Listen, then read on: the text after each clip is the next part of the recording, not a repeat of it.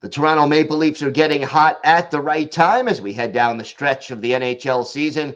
Michael DiStefano of Locked On Leafs is here to talk about that and to say what it will take for the Leafs to make a long playoff run. All that and more on today's Locked On NHL podcast. You're Locked On NHL, your daily podcast on the National Hockey League. Part of the Locked On Podcast Network, your team every day.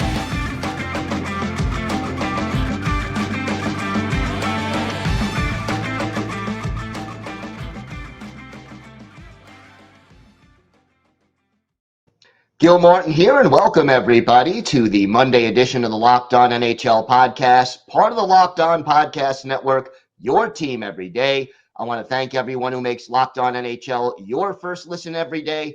Don't forget to subscribe on YouTube or wherever you get your podcasts so you can get new episodes as soon as they drop. Today's episode is brought to you by Sleeper. Download the Sleeper app and use promo code LOCKEDONNHL to get up to a $100 match on your first deposit. Terms and conditions apply. See Sleeper's terms of use for details. It is my pleasure to welcome back to the show a familiar face to Locked On NHL viewers and a familiar voice for listeners, Michael DiStefano of Locked On Leafs. And Michael, Toronto is finding their stride right now, and some big milestones lately for Auston Matthews and Mitch Marner. Yeah, I mean, it's nice to see Toronto playing some good hockey here down the stretch. I mean, I think it bodes well going into the playoffs, obviously. You got a lot of teams, though, that are playing well at this point in the season that know it's time to hunker down and get to playing your best hockey. But, it's been a joy. It's been a pleasure to watch, especially what Auston Matthews has been able to do. Like this team, Toronto, the fan base is used to their, this team having regular season success. They're a squad that ever since Matthews and Marner got to the league back in 2016, they've made the playoffs every year. The COVID year, bubble aside, that's a different situation. But they made the playoffs pretty much every single season. And it's the playoff success that doesn't that has not come yet for this team. But what we've been able to watch over the course of the last, couple of years is some cool individual milestones, some team records that are being broken, some individual records that are being broken. And now we're at a point here with Auston Matthews. Every goal he scores from now until the end of the regular season, he's breaking a new personal and team record for goals scored by a Toronto Maple Leaf. So it's quite amazing. He's sitting at when he scores 64th this weekend against the Montreal Canadiens. And, the number 70 is still very much viable. It's there. He's just got to score a goal a game, and he's almost done that throughout the whole season. So it's very doable, and it's a really fun thing to kind of watch here down the stretch. And then for Mitch Marner, actually, what is he now? 5th all-time on the assist list. I mean, he's still relatively young. That's a very impressive accomplishment for him.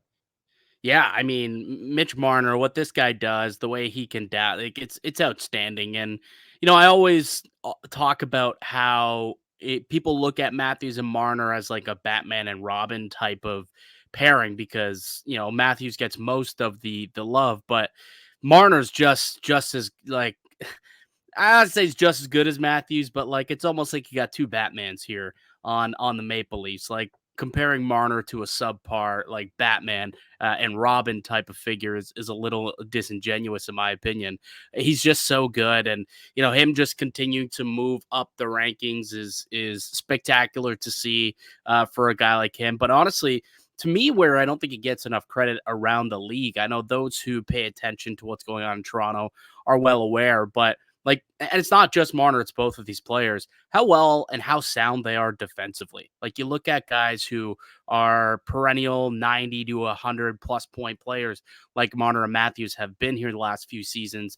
Both of them are always in the mix and in the conversation for the Selke as the best defensive forward in the NHL. And Mitch Marner, I think, was the runner-up last year, actually, in terms of Selke voting. So, it's funny. Everyone wants to always talk about the points that they put up.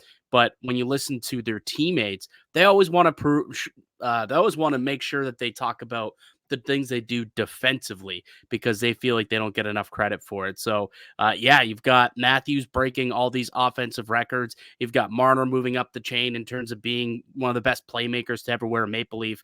But what their teammates always want to talk about, which I find awesome, is how well they defend. And I think that people need to kind of start understanding and paying attention to that part of their game as well. Yeah, very important and very impressive, and even more important come playoff time. And then, you're talking about Marner, the only 4 players he has ahead of him in Leafs history for assists: Dave Keon, Daryl Sittler, Matt Sundin, and Boreas Salming. That's some pretty elite company. Yeah, I would say those are, for the guys when you talk about the, top 5, 6 greatest Leafs of all time, like those are the names that come up constantly. So he's right in that mix. In playoff success will go a long way for both of these two into cementing themselves as a couple of the greatest Leafs of all time. Hopefully, it comes sooner rather than later. Obviously, we'll see. Maybe this is the year where it happens. I think they've insulated these two a lot better this season than maybe they have in other years. Last year, what they did at the deadline, I think was good. I liked what they were able to do at the deadline to, kind of lengthen the roster a little bit. But this year, they've added a little bit of snarl, some size, not only to the back end, but up front. And in those key positions in the top 6 with guys like Domi and Tyler Bertuzzi to kind of help them, play a little bit more of a hard-nosed game in the top 6. So, this could be an interesting season for the Maple Leafs. It's a new general manager at the helm too. So obviously he's got a different vision than what Kyle Dubas had. And a lot of the guys he brought in, Ryan Reeves, another one of those players, were brought in for the playoffs. So in a couple weeks time, it'll be time to kind of put that to the test and see if they are playoff tested as they've been advertised since the day they were signed. You mentioned the team is hitting their stride here as we head into the stretch. One big reason for that, goaltending. Talk to me about the turnaround of Ilya Samsonov in the second half of this season. I mean, it's been incredible, and he was actually just nominated for the Maple Leafs. He's the Maple Leafs nominee for the Bill Masterton, the Perseverance Award, and I think that he's got a strong chance to maybe win the award. And I know usually it goes to someone who comes back from a sickness or a really bad injury, but mental health is no joke, and he was dealing with some serious demons earlier in the year. It got to a point where the Maple Leafs put him on waivers and he went completely unclaimed, and they didn't even bother sending him to the American Hockey League. They just said, just stay home for a week. Just stay home, clear your head, and get back. We'll do some work with you. We'll practice a little bit, but let's try and get your mind right, because he was really, really kicking himself after everything. And it got to a point where it was like, this guy can't put equipment on without allowing 7 goals on net.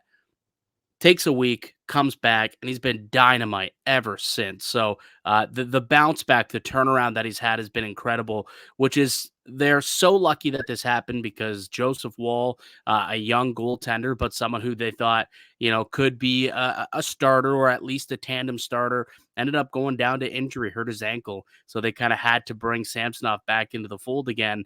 And for him to get going and win them games, and now he's looking like he's reclaimed the starter's role. I think he got a shutout in his last outing, or 2 outings ago, rather, got a shutout. So he's back to being maybe playing his best that he's ever played in a Maple Leafs uniform. That's saying something, because statistically he was a top 10 goalie last year for Toronto, but his last 20 starts, he's won like 15 or 16 of those games. He's got like a .918 save percentage, which is well above league average. He's doing some good things for the Maple Leafs, and hopefully can continue it into the playoffs. Season has about a week and a half left, give or take. Is there one matchup that you think the Leafs would prefer and one they would like to avoid in the first round? Oh, man. Honestly, I don't know how you feel about this, Gil, but I guess you're kind of in a similar circumstance where it's very much up in the air if your Islanders can get into the playoffs. But all kind of 4 of the teams that are possibilities, they're all tough outs. I don't think that there's one team in particular that'll be a soft soft game that you kind of want, whether it's Boston or Florida. If the Leafs end up with the number 3 seed and they have to play whoever ends up with the 2 seed, maybe Tampa catches them and they end up, sitting with the wild card spot. So at that point, it's like, okay, is it going to be again, Boston, Florida, or is it going to be the Rangers or Carolina? Like realistically, those 4 teams, it's still up in the air as to who they're going to play in the first round. The same could be said pretty much for your Islanders as well, Gil. But ultimately, I don't think the Leafs are in a situation where they want to be picking who they want to play. Like the Boston Bruins have given them fits not only for many, many years, but all season long. The Leafs have not been able to get a victory off of them.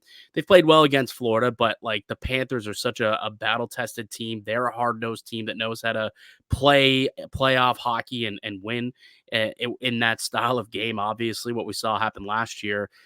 The Rangers, they're just so deep, and the goaltender is just freakishly scary.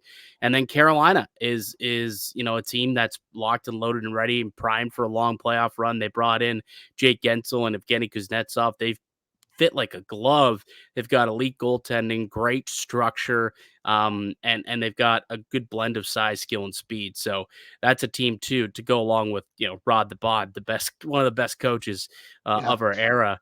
Yeah, it's difficult to say who you'd rather play. I think they're all going to be favored against Toronto. They're all going to be difficult opponents. So honestly, I think most Leaf fans are just going to kind of sit and wait, and whoever the opponent is, hope that Toronto can dig deep and win. But I don't think anyone's sitting here saying we want that team. That happened last year, though. We want Florida Yeah. chant came out, and clearly it didn't go very well. So I think Leaf fans learned from that mistake last season, and they're just going to take whatever opponent comes at them. All right, Michael, why don't you tell our viewers and our listeners where they could find the podcast and where they could find you on social media?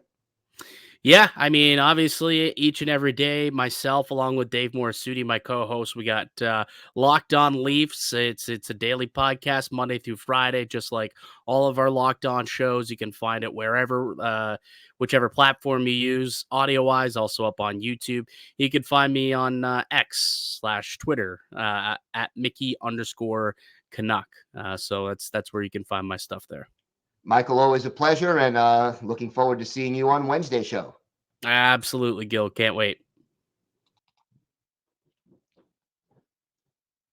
Today's episode is brought to you by Sleeper. Regardless of where your favorite team is in the standings, I want to remind you that you can win big playing daily fantasy hockey on Sleeper, the official daily fantasy app of the Locked On NHL Network.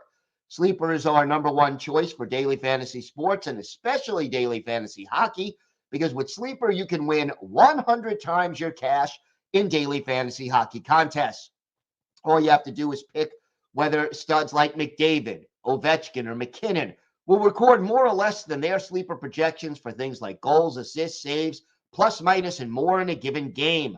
To win a 100 times bet on Sleeper, you need to correctly predict the outcome of 8 player stats. You heard me, hockey fans. You can win 100 times your money playing daily fantasy hockey with Sleeper. Use promo code LOCKEDONNHL. You'll get up to a $100 match on your first deposit. Terms and conditions apply. That's code LOCKEDONNHL. See Sleeper's terms of use for details and locational availability.